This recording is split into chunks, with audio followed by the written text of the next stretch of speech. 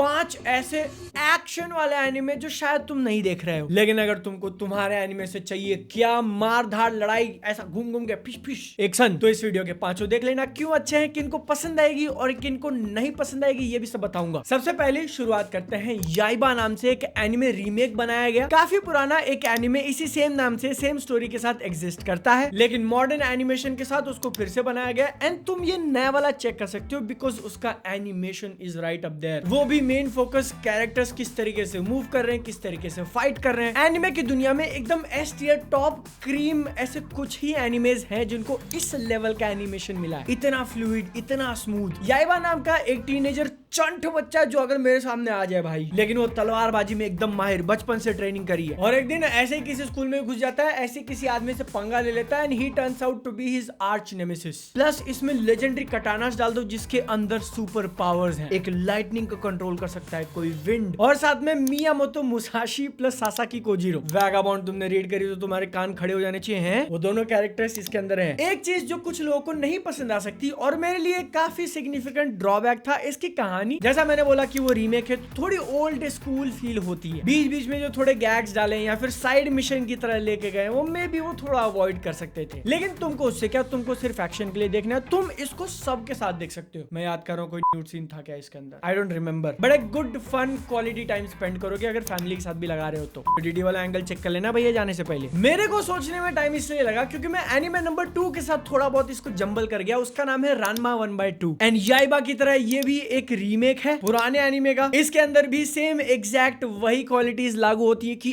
Animation की quality bro एकदम मतलब ब्रो, कहीं पर भी हाथ ऐसा थोड़ा पीछे खींचा नहीं, और न्यूडिटी पे बहुत ज्यादा खेल जाती है भैया, क्योंकि तुम्हारा जो मेन कैरेक्टर है रानमा वो चाइना गया था ट्रेनिंग लेने के लिए और वहां किसी स्पेशल पॉन्ड में गिर जाता है जिसके कारण उसकी बॉडी ऐसे चेंज हो गई है कि अगर तुम ठंडा पानी फेंकोगे तो लड़की बन जाएगा, ऊपर अंदर सब तरफ से, फिर गर्म पानी फेंकोगे तो लड़का बन जाएगा। इसीलिए एनिमे का नाम रानमा 1/2। और फिर वही हाई स्कूल वाली बकदियां जहाँ कुछ ना कुछ एडवेंचर हो रहा है, कोई ना कोई आ रहा है उससे बदला लेने के लिए क्योंकि पुरानी हिस्ट्री है, जिस सब के कारण ढेर सारा एक्शन, एकदम ही फ्लैशी कलर्स वगैरह उड़ रहे हैं, लाइटनिंग स्ट्राइक हो रही है। वैसा नहीं, नॉर्मल इंसान की ताकत को अगर तुम थोड़ा बढ़ा दोगे, थोड़ी उसकी ड्यूरेबिलिटी बढ़ जाएगी तो वो कैसे लड़ेगा। फील के मामले में एनिमे नंबर 1 और 2 काफी ज्यादा सिमिलर है। मैं दोनों का ही बहुत ज्यादा एकदम दिल खोल के बड़ा वाला फैन नहीं हूँ, बट आई थिंक अगर किसी को सिर्फ अगेन एक्शन देखना है तो डेफिनेटली। क्या तुम इस वीडियो के अंदर एक ट्रेंड नोटिस कर रहे हो, उसी को कंटिन्यू रखते हुए एनिमे नंबर 3 है विस्टोरिया वॉन्ड एंड स्वॉर्ड। और भैया अगर कोई एनिमे है जो सिर्फ और सिर्फ उसके एक्शन पे जीता है, एक्शन पे मरता है, तो वो यही है। कहानी उन्होंने डेफिनेटली लिखने की कोशिश करी है पहले तो एनिमे से थोड़ी ज्यादा कॉम्प्लेक्स, थोड़ा ज्यादा वर्ल्ड बिल्डिंग, लेकिन ऐसा कुछ भी नहीं है जो ऑलरेडी हमने किसी दूसरे एनिमे के अंदर नहीं देख के रखा है। थोड़ा अटैक ऑन टाइटन का एलिमेंट, थोड़ा वहां से, थोड़ा यहाँ से, मैजिक वाली दुनिया जहाँ पे सब लोग वॉन्ड से जादू चलाते हैं, अपने मेन हीरो के पास जादू ही नहीं है, वो तलवार से लड़ता है और उसका सपना है कि मैं इस वर्ल्ड के टॉप पे पहुंचूं क्योंकि वहां उसकी बचपन की दोस्त है अव्वल दर्जे की जादूगरनी। लेकिन क्योंकि बंदे को बहुत ज्यादा जादू आता नहीं तो कोई भी उसको सीरियस लेता नहीं, हर कोई लुक डाउन कर रहा है, और इसीलिए जब वो अपनी तलवार के स्किल्स दिखाएगा तो everybody is like oh you can do that. Classic shonen aura farming वाली चीज। और इस एनिमे को जिसने बनाया है उसने अपना असाइनमेंट अंडरस्टैंड किया, क्योंकि भैया जो चीजें लैक करती है स्टोरी की ओरिजिनलिटी में उससे कहीं ज्यादा भरपूर दे दिया है एक्शन के अंदर। मैं सच बोलूं तो पर्सनली मेरा बहुत ज्यादा इंटरेस्ट आ नहीं रहा था, लेकिन उन्होंने हर एक एपिसोड के अंदर एक बड़ा फाइट सीन रखा है एंड देन एक ऐसा मोमेंट आता है जहां पर कंटिन्यूअस फाइट किए जा रहे और बिल्कुल स्लो मोशन है, रियल टाइम। मैं आंखें नहीं पलका रहा था भाई कि क्या चल रहा है, ओह माय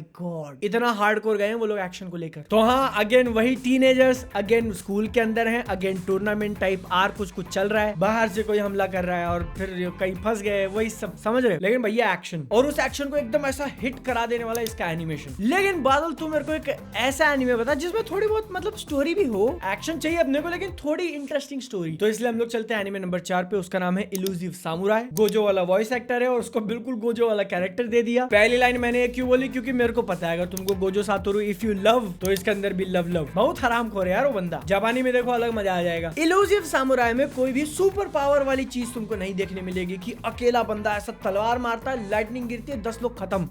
ना, बल्कि इसको जापान के हिस्टोरिक सेटिंग में सेट किया हुआ है। आज से पता नहीं 400, 500, 600 साल पहले, जब वहां के राजा महाराजों वाला टाइम चल रहा था। शो का मेन कैरेक्टर प्रिंस है, आगे चल के वो राजा बन सकता है, लेकिन धोखा मिलता है, किंगडम खत्म। टीनेजर बच्चा जैसे तैसे जान बचा के निकलता है, उसके साथ में 3-4 लोग हैं, इनकी एक छोटी सी टीम है, और अब उनको रीबिल्ड करके चीजें सीख कर एक ऐसी टीम बनानी है जो बाप का, खानदान का, साम्राज्य का बदला ले, जिसमें चैलेंजेस आते हैं, जान का खतरा बना होता है। न्यू रूलर को पता चल गया कि प्रिंस अभी भी जिंदा है तो पूरी आर्मी भेज देगा। और मैंने तुमसे शायद छोटी सी बात छुपाई, इसके अंदर ऐसा नहीं कि कोई भी सुपरनैचुरल एलिमेंट नहीं है। डेफिनेटली मैं बताऊंगा नहीं, क्या जाके देख लो। नेगेटिव चीज जो मुझे थोड़ी फील हुई ना, कि ये बीटिंग अराउंड द बुश वाली चीजें थोड़ी ज्यादा करती है। ये सारी चीजें चल तो रही है, लेकिन बीच में बकवास नहीं रुकनी चाहिए, जो कि मे भी तुमको शायद पसंद आ सकता है। एंड बिडू, इस थीम को कंटिन्यू रखते हुए अगर तुमको एक ऐसा एनिमे देखना है जिसके अंदर स्टोरी बहुत बढ़िया और एक्शन भी हो, लेकिन उसका सबसे बड़ा ड्रॉबैक यही है कि वो इतना ज्यादा क्रेजी जाता है, इतना ज्यादा क्रेजी जाता है कि तुमको हजम ही ना हो। तुम क्वेश्चन करने लगो कि